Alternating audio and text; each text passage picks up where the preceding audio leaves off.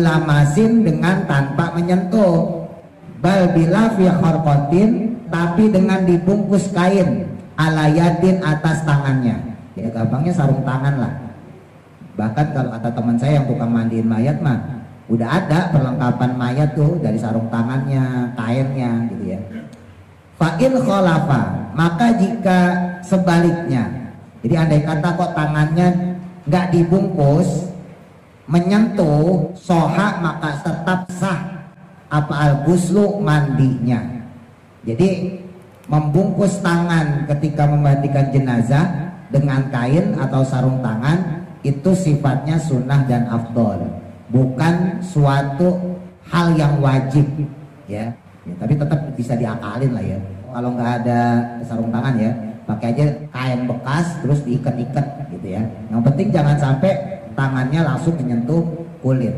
Intinya seperti waqala, dan berkata akharuna, ulama-ulama lainnya, nah khususnya ulama-ulama tasawuf nih, yajibu, wajib apa satru jami'il badani, untuk menutupi seluruh badan. Walau rajulan, walaupun si mayat itu atau si jenazah tadi laki-laki. Nah inilah yang kita pakai ya, pendapat kita menggunakan yang menutup seluruh badan. Tapi boleh kalau menurut Imam An-Nawawi yang ditutupi hanya auratnya saja. Sempurna-sempurnanya lidzakari, bagi kaum laki-laki itu salah satu dengan menggunakan 3 lapis kain. Tapi kalau mau satu pun boleh. Kalau mau sempurna 3 lapis, kainnya itu disilang, satu di tengah ya, terus yang selebar lagi rada ke kanan, selebar lagi rada ke kiri, tapi tetap tengahnya tertutup supaya tebel gitu ya.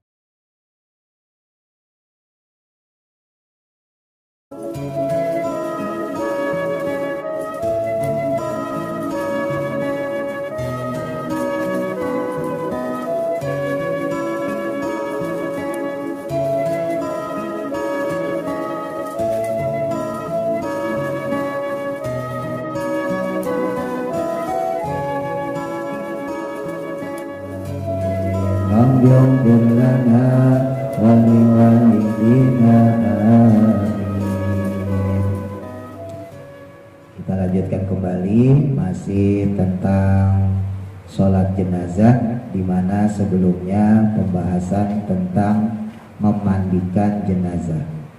Kemarin disebutkan paling sedikit-sedikitnya untuk memandikan jenazah yaitu dengan 1 kali siraman, dan apabila tidak ada air maka diperbolehkan dengan cara tayamum.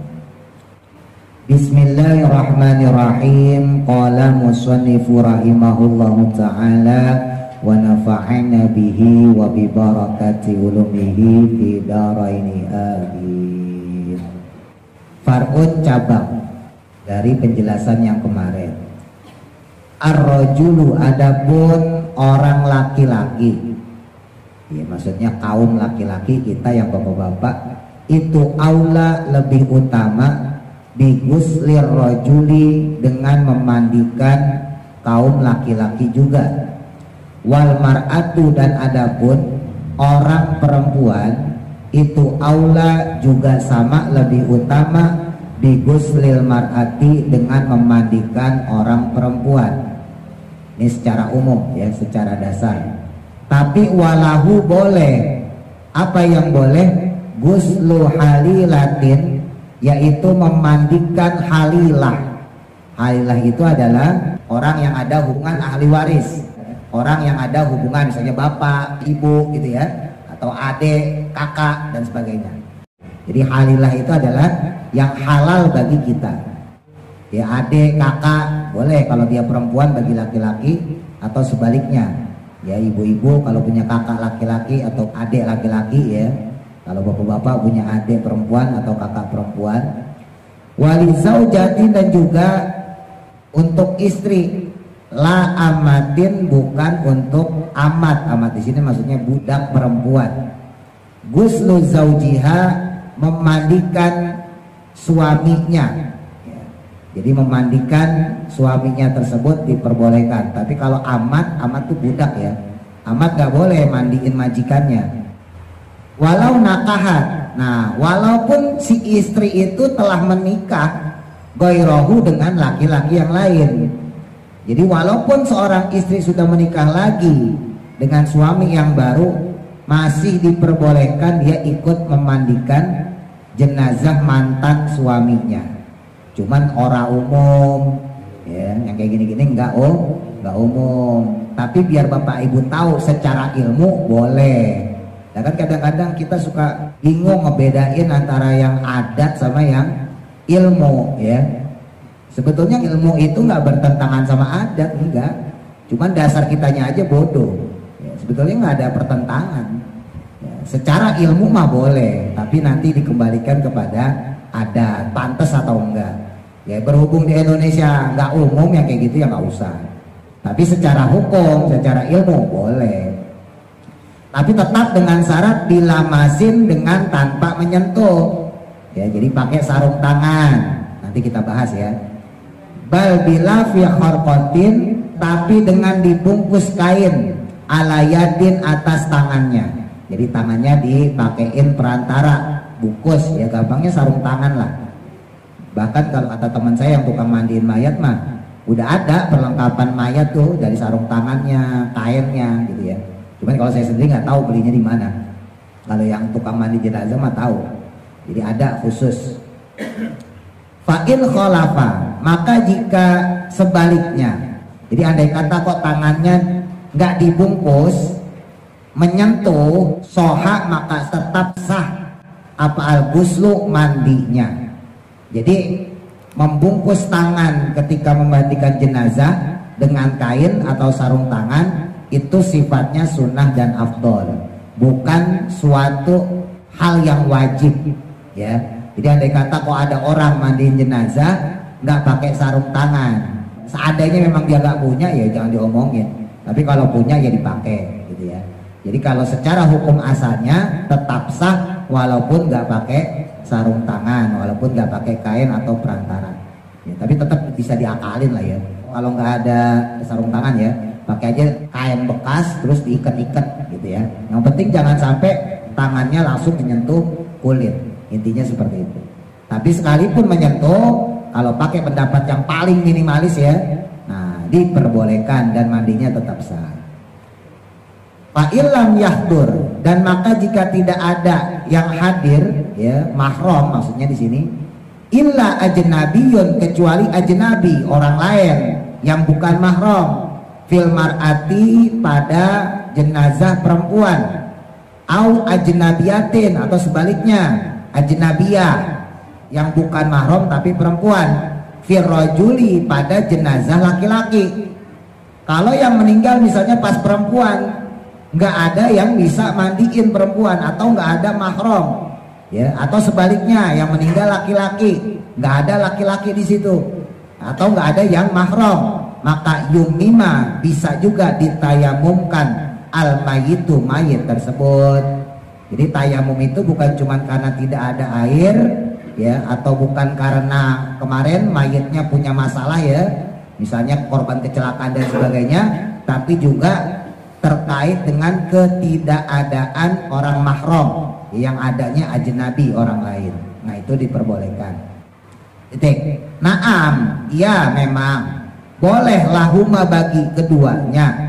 Buat laki-laki atau perempuan itu diperbolehkan juga memang gusluman, memandikan orang la yustaha, yang tidak membuat syahwat, min sobiyin, ya, seperti anak laki-laki yang kecil, au sobiyatin atau anak perempuan yang kecil. Jadi seandainya ada anak kecil laki-laki dimandiin sama ibu-ibu, ya boleh aja. Atau sebaliknya ada anak perempuan dimandiin sama bapak-bapak misalnya gitu. Anaknya syaratnya kecil ya, berarti belum balik. Nah maka diperbolehkan, maksudnya sah mandinya. Lihilli nazari kullin, ya, karena dihukumi halal melihatnya, melihat daripada masing-masing, ya, wa masihi, dan juga menyentuhnya. Jadi karena anak kecil itu kan belum terkena khitab, ya, belum terkena hukum taklifi, belum ada kewajiban syariat. Kita memandangnya aja boleh, nggak dosa gitu ya. Maka memandikannya pun tidak ada larangan gitu ya. Nah jadi diperbolehkan. Ya lagi-lagi ini cuman nggak umum gitu aja. Cuman secara ilmu boleh. Terus kemudian wa aula rijali, dan adapun yang paling utamanya laki-laki bihi dengannya, maksudnya dengan memandikannya, adalah aulahum, orang yang paling utama diantara mereka juga bisolati, yang mensolatinya, kama yati, sebagaimana qaul atau keterangan yang akan datang. Jadi seabdol-abdolnya orang yang memandikan yaitu orang yang juga ikut sholat. Gak mesti harus jadi imam, yang penting ikut sholatnya. Jadi ada kesunahan juga buat kaum perempuan ya, seandainya dia ikut memandikan, dia juga melaksanakan sholat jenazah. Kalau secara hukumnya sendiri ya, perempuan itu nggak ada kewajiban karena fardu kifayahnya adalah bagi laki-laki ya, tapi tetap diperbolehkan kalau memang seandainya ada orang meninggal, ibu-ibu yang perempuan ikut sholat jenazah. Dan lebih bagus lagi kalau yang ikut juga adalah yang memandikan kalau dia perempuan, apalagi untuk laki-laki gitu ya. Titik. Wa takfinihi, dan juga fardu kifayah mengkafaninya, mengkafani jenazah bisatiri auratin, dengan kain ya penutup aurat, mukhtalifatin, yang seperti perbedaannya, bidzukuri, untuk kaum laki-laki, wal unusati, dan juga untuk kaum perempuan. Ya maksudnya secara aurat kan laki-laki sama perempuan beda gitu ya. Yaitu seperti itulah mengkafaninya, seperti kita menutup aurat. Dunariki, tanpa membedakan apakah dia budak, wal hurriyati, ataukah dia orang merdeka. Jadi baik budak maupun merdeka, maka untuk menutup auratnya dihukumi sama. Kalau laki-laki ya laki-laki, auratnya laki-laki. Kalau perempuan yang ditutup adalah auratnya perempuan. Fayajibu, maka wajib fil mar'ati, pada jenazah perempuan, walau amatin, walaupun dia budak, ma, sesuatu, maksudnya di sini kain kafan ya, penutup, yasturu, yang bisa menutupi ghairal wajhi, akan selain wajah, wal kafaini, dan juga kedua telapak tangan. Nah untuk perempuan ya sebagaimana perempuan sholat ya, maka kain kafan yang menutupi adalah seluruh badannya kecuali muka dan telapak tangan. Wafir rajuli, dan adapun untuk kaum laki-laki yang ditutup itu ma, dengan kain kafan, yasturu, yang mana menutupi ma, anggota badannya, baina surati, antara pusar, warukbati, dan dengkul. Nah, ini sekali lagi secara hukum. Jadi sebetulnya andai kata laki-laki ditutupin auratnya dari pusar sampai dengkul, jadi badannya kagak dibungkus, ya sah. Cuman kagak umum. Tapi kalau bicara sah, ya di negara-negara yang bermadzhab Hanafi banyak yang dikafaninnya cuman pakai sarung. Ya satu memang karena gak ada bahan ya, dan emang kondisinya juga nggak memungkinkan, dan itu sah ya. Wal iktifa'u, dan adapun iktifa ya maksudnya di sini adalah sekiranya cukup ya, seukuran atau sekadarnya cukup, bisa tiril aurati, dengan cara menutup aurat. Jadi dengan menutup auratnya saja itu sudah cukup. Huwa, adapun dia itu ma, yaitu qaul sohahahu, yang mensohekannya An-Nawawi, Imam An-Nawawi. Bahkan pendapat tersebut disohehkan oleh Imam An-Nawawi. Menurut Imam An-Nawawi yang benar ya begitu, cukup auratnya aja, jangan berlebihan. Fi aksari kutubihi, dalam kebanyakan kitab-kitab beliau. Ya kitabnya Imam An-Nawawi banyak ya, hadis ya, Syarah Sahih Muslim kitabnya Imam An-Nawawi, Syarah Syarhul Muhazzab itu juga Imam An-Nawawi. Ya banyaklah pokoknya kitab-kitab. Di hampir semua fan ilmu Imam An-Nawawi itu ngarang kitabnya. Nah menurut beliau yang bagus ya begitu. Wa naqalahu, dan menukilnya beliau, pendapat tersebut dinukil oleh Imam An-Nawawi anil aksarina, dari kebanyakan para ulama.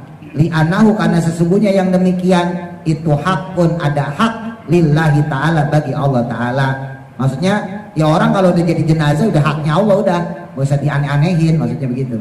Waqala, dan berkata akharuna, ulama-ulama lainnya, nah khususnya ulama-ulama tasawuf nih, yajibu, wajib apa satru jami'il badani, untuk menutupi seluruh badan. Walau rajulan, walaupun si mayat itu atau si jenazah tadi laki-laki. Nah inilah yang kita pakai ya, pendapat kita menggunakan yang menutup seluruh badan. Tapi boleh kalau menurut Imam An-Nawawi yang ditutupi hanya auratnya saja.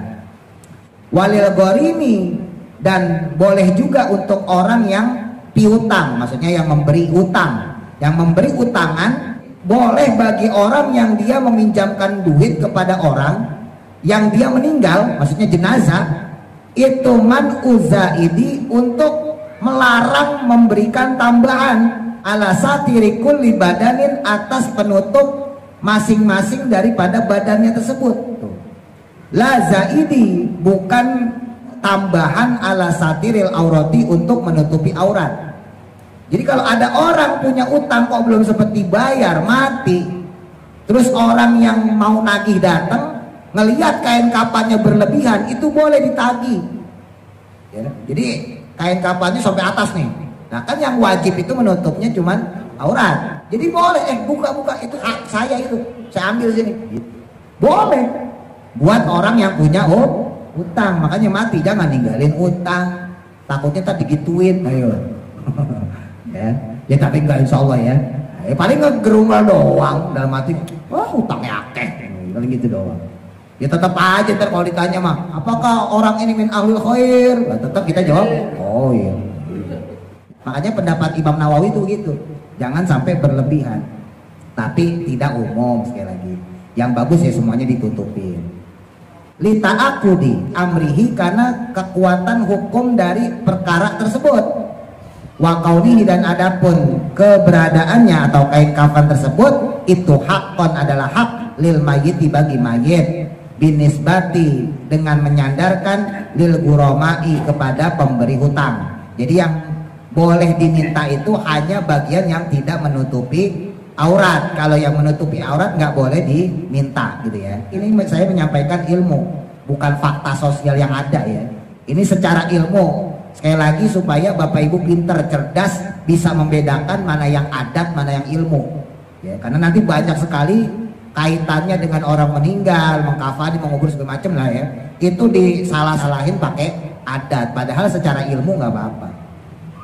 Wa akmaluhu, dan adapun sempurnanya lidzakari, bagi kaum laki-laki ya, kalau mau sempurna menutupi jenazah itu salah satu dengan menggunakan 3 lapis kain.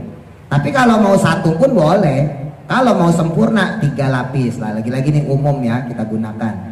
Yang umum yang mana seluruhnya, kullun, dia masing-masing, minha, daripada dia, maksudnya kain kafan tersebut, al badana, menutupi badan ya.